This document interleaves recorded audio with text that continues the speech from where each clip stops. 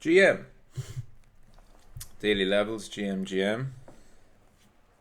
Today is Saturday, 9th of December. Let's look at the market.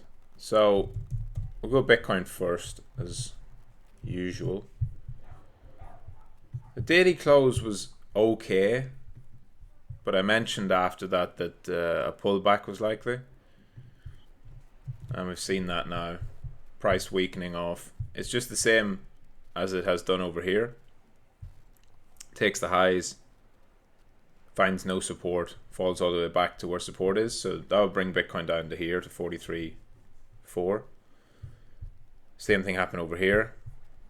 False breakout above the highs, no support until it gets right down to previous levels. So probably goes and fills in these gaps. And at the same time, alts are running. So a very clear rotation from Bitcoin into alts this weekend, or started yesterday, but heading in towards this weekend. You can see this from Total 3, just fucking chatting, absolutely ripping, flying, pumping. What other adjectives can I use? So this weekly close will be interesting. Closing above 450 would be huge, and would set up probably a move to 600. Not right away, obviously, but it could lead to an extended move up into that gap before we see any kind of deeper retracement, which might set up a pretty crazy January or end of December going into January. On the other hand, if we fall back below 450 here, you're in corrective territory then. So if it drops back, well, you can see it's sort of what I've drawn here, right? This is kind of your last area where you'd see this low, high, higher low, higher high, and then fall back for a deeper correction. So be mindful that it is Saturday, and we can easily turn back around on Monday or Tuesday and be down here. And the whole 450 was just a trap and a deviation above this high. And we end up, that probably marks a local top if that happens. It depends on how sharp the rejection is, if there is one. And, you know, it's, rotations are really the name of the game at the moment. I see, you know, as you go through the market,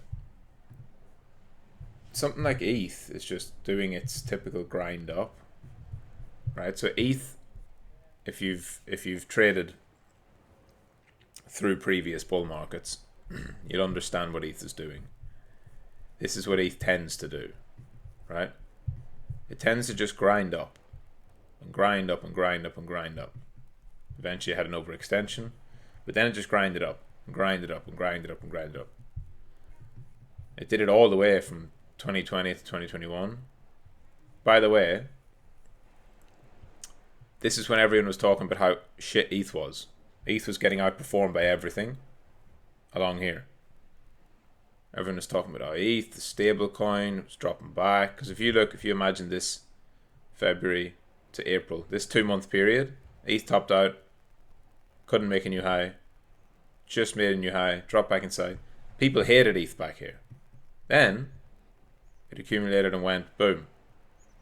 2 weeks straight up. Everyone got euphoric. It was the end of that move. So this is ETH. This is what ETH does. So ETH doing its grind up. It's nowhere near finished in my opinion. Now, it doesn't mean it's going to go only up from here, right? It can easily fill back in some of that. But really, you want to keep it kind of simple with ETH and just look at something very basic like a channel. And it won't follow a channel perfectly, but it'll probably do something like that, at least initially, right? Where over here, you have this channel that it was on initially, right? See here, it was just grinding up, grinding up, grinding up, goes slightly above it, goes briefly below it, slightly above it, and eventually it extends way beyond it. So that's what you're looking at here. So until ETH has a big overextension out of this, I don't think it's done. But of course, that means it can go up, it can fall back, it can go slightly below it, it can come back inside.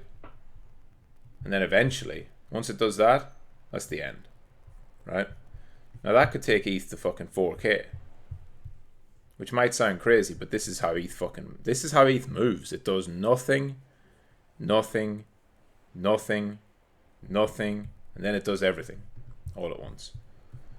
And obviously you've got the ETF of Bitcoin, which will be quickly followed by an ETF of ETH. So I wouldn't be surprised if ETH goes into some kind of mania in Q1 of 2024. It'd be interesting to see. I think some cool-offs and corrections are needed, but not, I don't mean like a lengthy pullback. Just remember, like what happened here, right? This was a 7 or 8 day pullback that basically got everyone bearish on ETH because it broke a bunch of structure, it retraced the whole thing. And then we bounced back up. Now, it didn't make a new high for about 30 days. But from there, that was the low. That was it. Buy the dip, buy the dip, buy the dip, all the way. And so I think you're waiting for the next one of those. This wasn't really one. If you remember this. At least not for me. And for basically any trader. Didn't believe this was the end for ETH because it pumped up into resistance. Didn't take the highs. And then had a really nice correction. There was nothing bearish with this at all. This was actually extremely bullish. And now it's just grinding up. So, some type of slightly deeper correction. Maybe where it goes below this daily, see this daily structure level? People say, oh, daily market structure is broken. It doesn't matter. Right? It'd be a trap. So if it declined back to 2150, retested the breakout, went sideways, started to push up. Until ETH has some kind of overextension, I don't think it's done, is the simple fact of the matter. I would say, fairly confident in that. Doge as well will be another measuring stick about whether this is over or not. So Doge is nowhere near over, in my opinion. Now, it's pushing up into basically forming a box here. So it can definitely sideways, chop, pull back. I think it maybe takes these highs, drops back a bit. Right? I don't think that it's going to just go only vertical. I think it probably grabs that, falls back, and then rips. You see this just sort of widening mouth channel. Can probably draw that better.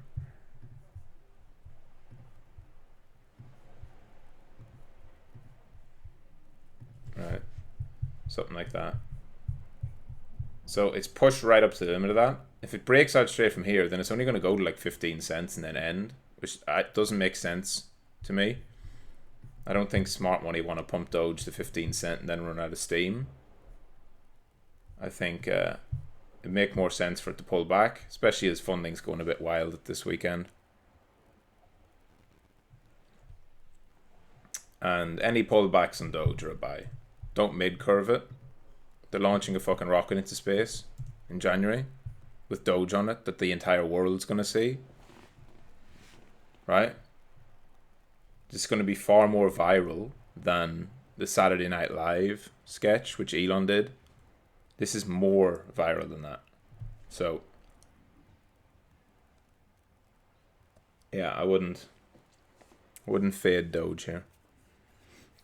But similarly, there'll be some probably deep wicks. Because, honestly, like, nobody in their right mind would be shorting Doge knowing what's coming. So it obviously means you're going to have a very crowded long side. So I would just keep that in mind. The 4-hour trend is what I would watch. Said this last night. It's still holding. Alright, so as long as this 4-hour trend stays green, you want to buy as low as possible. So if it flushed back, took all that out, recovered and reclaimed, and all the while the 4-hour trend was like pushing to go red but never actually went red, right? Maybe not as deep a wick as that, maybe just a wick down, but you get the point. Holding the 4-hour trend is important. If it fails the 4-hour trend, wait for it to reclaim it. And I don't expect Doge to come back down here at all. Not until all this is done. There'll be too much demand, I would imagine, for that in the near term. Bonk flying. Gonna talk about Bonk on. Oh yeah, we've got our other dogs. I'll do Bonk on trade of the day. Shabe also pushing up. Flocky, yeah, Toshi. So the dogs all move together. Toshi, still the same as what I was talking about the other day. I will get interested in Toshi as soon as I see Coinbase agreeing to list Bonk, because that shows that they're in the mood for memes. And after that point, then I think the attention will switch to Toshi. You might say, oh, aren't you missing out on some of the uptrend? Doesn't matter. It's just a trade. You don't trade price. You trade the change in price. There's never going to be a point where you buy that you didn't wish you bought lower. So it's completely pointless to even think that way. Ripple. Nice move up. I was talking about this the other day. Perfect box breakout for Ripple. Just extended slightly. Literally. Couldn't ask for better than that. Litecoin. Same thing. Litecoin pumping is the end. But honestly, like not Litecoin doing this little breakout, right? It's just really quite a nice chart and a decent breakout. It's when Litecoin starts to really move and become on people's radars and become one of the higher volume traded coins. It's usually not a good sign, because Litecoin frankly is dog shit. Now, one thing maybe is that you do have to have one eye on Litecoin as potentially an ETF coin, or at least a narrative around it. Not because Litecoin is any good, but the ETFs that they're going to make, if they make more than just Bitcoin and Ethereum, which the odds are they will, it's going to be coins that people recognize, and people recognize Litecoin, right? So maybe, but you know, I'm not bullish Litecoin in general. So that's it, GM. See you later on the live stream at 5 p.m. UTC. And now we'll do trade of the day. We'll take a deep dive onto Bonk.